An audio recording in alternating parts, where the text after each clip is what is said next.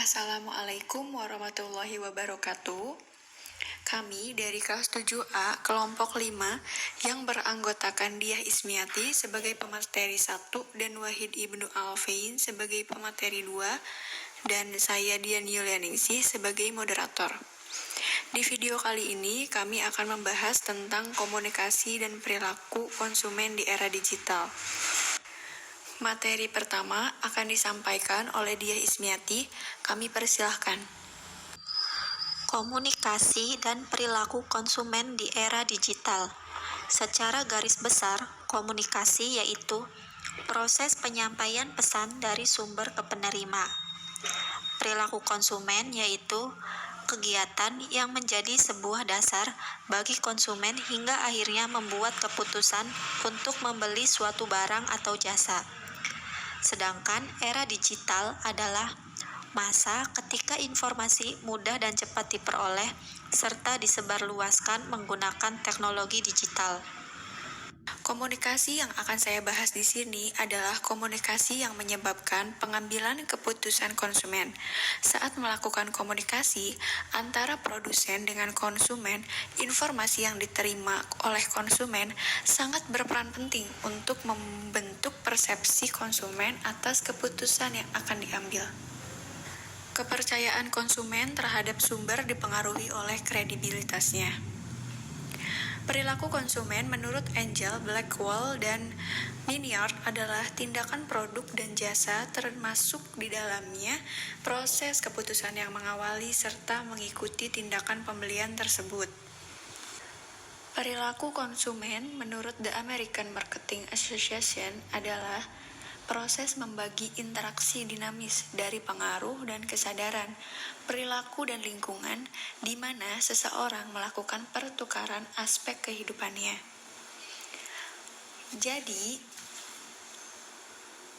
Jadi, sebelum mengambil tindakan pembelian, perilaku konsumen sudah mencerminkan keputusan yang akan diambil oleh konsumen tersebut. Apakah konsumen tersebut mengambil keputusan untuk membelinya atau tidak membelinya? Jenis perilaku konsumen. Pada dasarnya, perilaku konsumen dibagi menjadi dua, yaitu perilaku konsumen rasional dan irasional. Perilaku konsumen rasional adalah tindakan perilaku konsumen dalam membeli barang atau jasa yang mengedepankan aspek-aspek seperti kebutuhan yang mendesak, kebutuhan utama atau primer, serta guna produknya terhadap konsumen. Sedangkan perilaku konsumen irasional merupakan perilaku konsumen yang mudah terbujuk oleh suatu diskon atau strategi marketing tanpa mengedepankan kebutuhannya. Ciri-ciri perilaku konsumen rasional ada 4. Yang pertama yaitu memilih barang sesuai dengan kebutuhannya.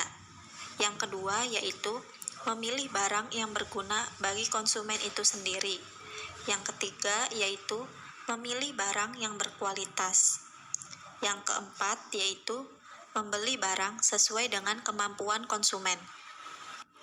Sedangkan ciri-ciri perilaku konsumen irasional ada 3. Yang pertama, cepat tertarik dengan iklan maupun promosi media massa.